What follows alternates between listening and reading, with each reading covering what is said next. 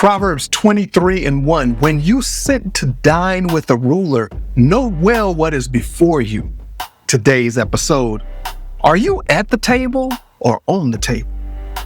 Ever heard the saying, if you don't know who's on the menu, it's probably you? Yeah, welcome to the table. You demanded a seat at the table, and now you looking around like, why y'all looking at me like that? See, most folks think getting invited to the table is the goal. But what if the invitation is actually the real test? What if the entree, the pièce de la résistance, ain't that how they say it, is really studying you? That's what Proverbs 23:1 is getting at. When you sit to dine with a ruler, who is that? Someone with power, someone with position and influence. You better know what's really on the table. Because sometimes the food ain't the only thing that's being evaluated. You are. Power always studies how power responds. The ruler watches your appetite. What excites you? What tempts you? What distracts you? Get this, what you'll lose your decorum over. They're watching to see, will you gobble up the bait or will you discern the setup? One of my mentors once told me something that changed my whole approach to power dynamics. He said the most powerful thing that you can do is hear yourself talking back to someone in a position of greater power.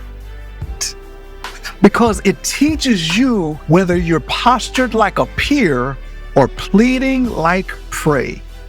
Oh my gosh. See, sometimes we walk into rooms thinking we're there to eat, when really, we're the main course. That's what the verse is warning us about. It's about awareness in the presence of power. The writer isn't saying avoid those people. He's saying be conscious in those spaces. Don't lose yourself trying to impress someone who's studying you.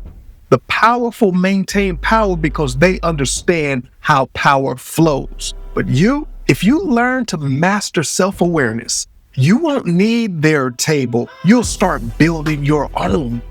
You won't have to chase rooms, crave titles, or mistake access for a rival.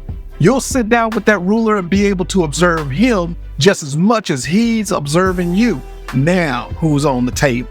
When you develop your own discernment, knowing when to speak, when to listen, when to eat, or when to just observe, you'll start walking in a quiet confidence. And the truth is, the real power in any room isn't money, it's insight. You can be broke with wisdom and still command the room because discernment draws respect long before dollars do. So remember, don't get so hungry and thirsty for the seat that you forget to see the setup. When you use your God-given insight, you don't need to beg for a table. He builds one for you. Come on, let's pray. Teach me when to listen, to speak, or to discern. Today's challenge. Before your next meeting, conversation, or post, pause and ask yourself, what's really on the table? Then walk in awareness, not appetite. Proverbs Daily is a reader and listener-supported program. Every post is free, but if you'd like to help spread the message and make the sacred positively contagious, consider becoming a free or paid subscriber. Just look for the word upgrade or subscribe. Click on that. Thanks in advance. About the author, Fred Lynch is a creative communicator, author, and Christian hip-hop pioneer. To connect, just search Hey Fred Lynch on all the socials or click the link in the description. Want daily wisdom on your phone? Go to proverbsdaily.org or tap that subscribe button right now.